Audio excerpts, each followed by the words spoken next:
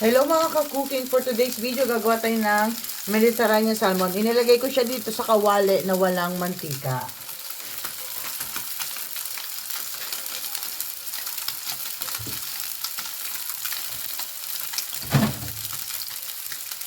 Ayan. So, babalik rin na natin siya. Ayan.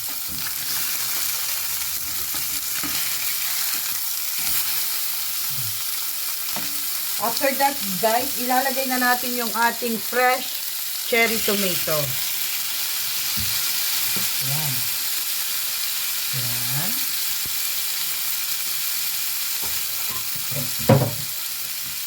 Lagay tayo ng konting wine.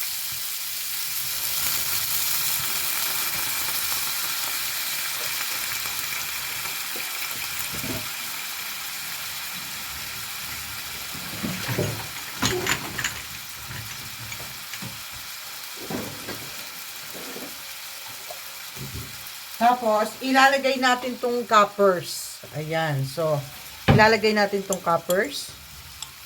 Ayan. So, ilalagay natin siya.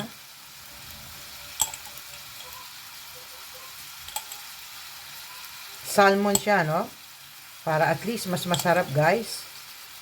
Ayan.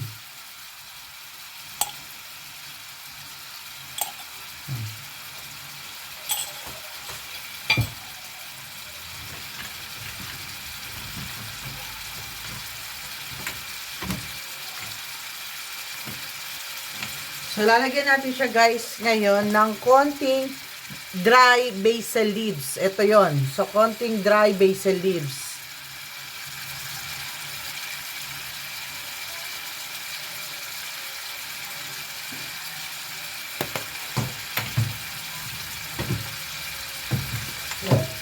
Konting paprika. Ayan. And then, hayaan natin siyang kumulo, for 5 to 10 minutes. 5 to 10 minutes, guys. Ayan, guys. After 10 minutes, wow, ito na yung ating salmon. Ayan. So, ayan na yung ating salmon, guys. So, luto na siya kasi madali lang naman iluto ang ganitong isda, no?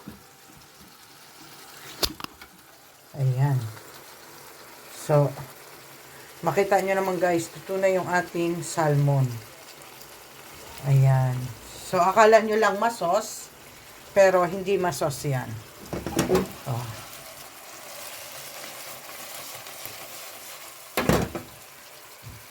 Ayan na, yung ating salmon. Yung ginawa natin sa salmon, kamatis lang siya na cherry tomato. Tapos, capers. Ayan. So, ayan na yung pinaka, niya, sauce niya, guys. So, luto na siya. So, asin paminta lang yan. Tapos, mga herbs, basil, dry basil, tsaka dry parsley, cherry tomato, and capers. Ayan. So, I hope na na-enjoy kayo dito sa new recipe na ipinakita ko sa inyo. So, salmon Mediterranean.